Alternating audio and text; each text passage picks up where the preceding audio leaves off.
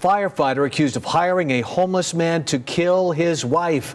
Thanks for joining us. I'm Paul Johnsich. And I'm Denise Valdez. You're looking live into the courtroom right now. You're probably familiar with this case. The man accused, Shauna Tiafe, who worked as a waitress at the Palms, was bludgeoned to death in 2012, his former wife. And the trial has been going on for days with some really riveting testimony from the accused killer in this case, which was a homeless man that the prosecutors say was hired by the former firefighter to kill his wife. You have been listening to the verdict there live in the George Tiafe murder case. Guilty on all 7 counts for conspiracy to commit murder and first-degree murder.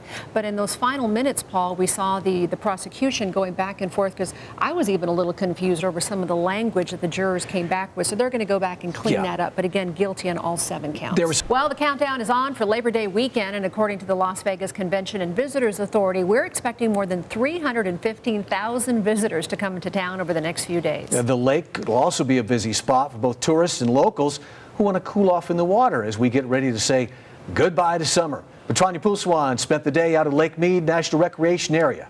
She joins us live with some precautions to take before we get out there with family and friends. Petrania?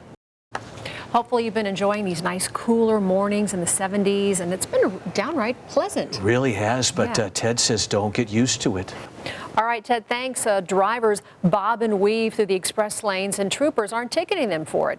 Demetra Obalor explains why NHP's hands are tied in today's What's Driving You Crazy. We're going to be talking live to the Chamber of Commerce, what tops their list to tackle when they go to D.C. coming up.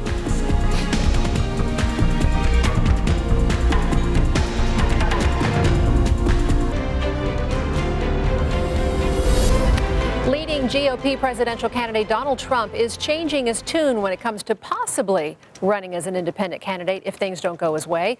The Republican National Committee wants all of its presidential candidates on the same page, promising not to splinter the GOP and run as a third-party candidate. The RNC sent a pledge form to all 17 leading candidates. Now, today, Trump reversed his previous position and signed the pledge not to run as a third-party candidate. Trump has used the threat of an independent run as sort of like leverage if he felt the Republican Party wasn't treating him well. All of the leading candidates have indicated they too are on the same page, supporting whoever is the eventual nominee. A new poll out today shows Trump at 30%, up 4 points since the first GOP debate, which is when he said he wouldn't sign the pledge. So now it looks like they're all on board. The body of a young child washed ashore, and the image is making headlines, but we do need to warn you, it is graphic. It's a very sad photo. The body of a 3-year-old boy appeared on a Turkish beach. He, along with his 5-year-old brother and mother, died after the boat the family was in went down, and only the father survived. The family was trying to get to Europe. Now, this comes as emotions are running high at Budapest's main train station as migrants, many of them from Syria, are trying to get on trains headed out to Germany.